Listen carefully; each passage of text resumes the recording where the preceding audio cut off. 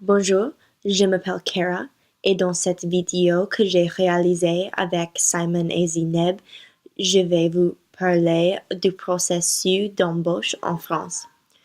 Trouver un travail est une expérience avec laquelle tout le monde est familier. La France et les États-Unis ont des idéologies différentes, donc il n'est pas surprenant que la procédure de l'embauche diffère un peu aussi. Nous allons discuter trois aspects de cette procédure, les différences entre l'embauche aux États-Unis et en France, les problèmes de la discrimination à l'embauche et comment les deux pays essaient de prévenir ces problèmes.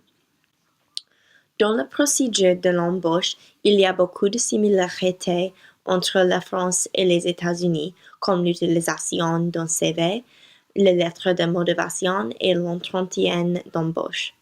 Cependant, il y a plusieurs différences notables. En France, on inclut dans son CV des informations personnelles plus que dans le CV américain. Le CV français peut comprendre votre date de naissance, votre état civil, votre nationalité et votre photo. Cette transparence fournit des informations supplémentaires, mais elle provoque quelquefois la discrimination. En septembre 2016, le Défenseur des droits, une organisation pour protéger les droits des hommes, a dit qu'il y a des discriminations d'embauche liées à l'origine, en particulier arabe et musulmane. De plus, selon l'INSEE, le taux d'emploi des Français d'origine maghrébine est de 60% contre 78% pour les personnes dont les deux parents sont français à la naissance. En essayant d'éviter ces problèmes, la France offre quelques solutions. Par exemple, en 2006, elle a adopté une loi qui ordonne la suppression des noms et des adresses des candidats sur le CV pour les rendre anonymes.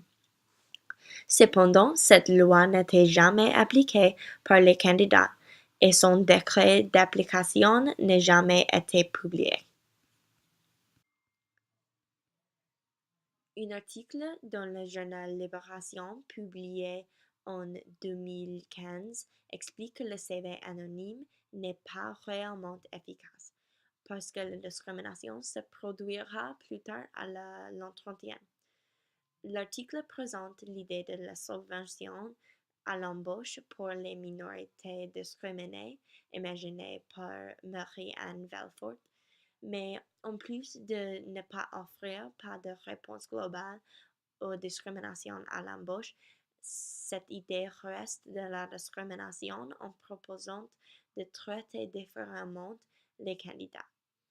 Il est donc évident qu'il y a encore beaucoup de travail nécessaire pour résoudre cette situation complètement. Everybody, I'm Zineb. And I am Simon. And in this video, we're going to talk about hiring from the American perspective. So, as Kara mentioned earlier, finding a job is a long process that one has to go through either after graduating, pursuing a dream job, or before graduating when looking for an internship. The process starts by preparing an anonymous resume which highlights the applicant's skills and experience, then writing a cover letter that accentuates his motivation and ambitions. Finally, all that preparation leads to the hiring process.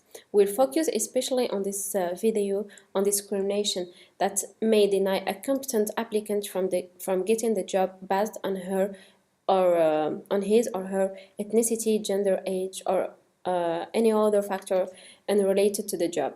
So, even if there are strict laws that prohibit discrimination in any hiring process, this phenomenon is very hard to get rid of, especially since it's hard to prove.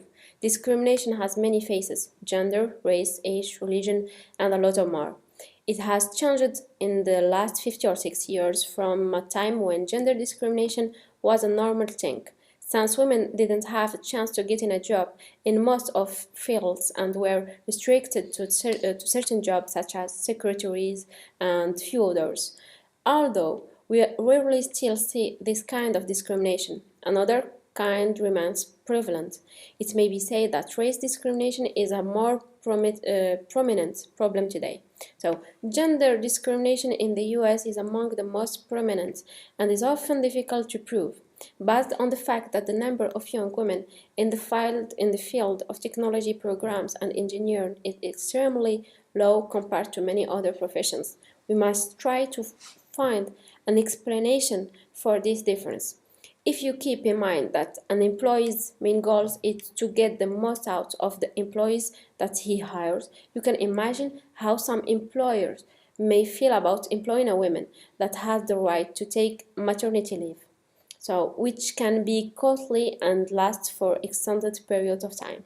One difference between US and France hiring policies in that in the US are allowed to ask women if they are pregnant.